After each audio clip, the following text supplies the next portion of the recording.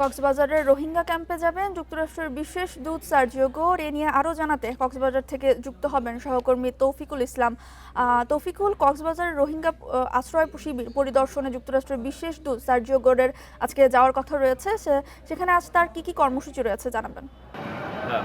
যুক্তরাষ্ট্রের বিশেষ দূত সার্জিও গোর তিনি 12:10 তাকে বহনকারী বিমানটি কক্সবাজার বিমানবন্দরে অবতরণ করে এবং সেইখান থেকে তিনি সরাসরি চলে যান রোহিঙ্গা ক্যাম্পে। তিনি এখন বর্তমানে রোহিঙ্গা ক্যাম্পের পথে রয়েছেন। আমরা যতটুকু জানতে পেরেছি যে 2টা নাগাদ রোহিঙ্গার সাথে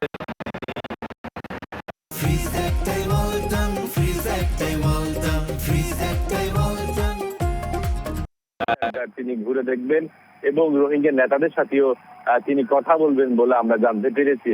সবশেষ কক্সবাজারের যে শরণার্থী শিবির সহ এখানকার যে রোহিঙ্গাদের সামগ্রিক বিষয় নিয়ে শরণার্থী ত্রাণ প্রত্যাবাসন কমিশনার তাকে ব্রিফ করবেন বলে আমরা জানতে পেরেছি।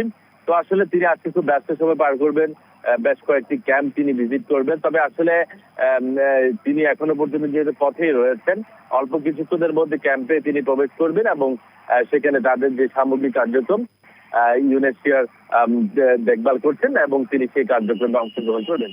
এবং তার এই যে সফর, এই সফরকে ইতিবাচক হিসেবে দেখছেন এখানকার রোহিঙ্গা যে শরণার্থী রোহিঙ্গা যে বিশ্লেষকরা দেখছেন। তারা বলছেন যেহেতু তার এই সফর, রোহিঙ্গা ক্যাম্পের যে সফর, সেটি অনেকটা গুরুত্বপূর্ণ এবং আশা করা যাচ্ছে ভবিষ্যতে যে প্রত্যাবাসন যে প্রক্রিয়া, যে কথা বলা হচ্ছে, সেটি আরো বেশি যে দ্রুত গতিতে হওয়ার যে আশা সেটি তারা সেই প্রত্যাশায় করছেন।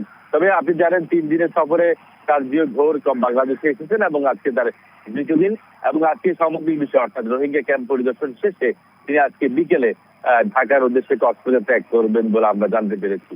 কক্সবাজার থেকে বিস্তারিত জানাচ্ছিলেন সহকর্মী তৌফিকুল ইসলাম।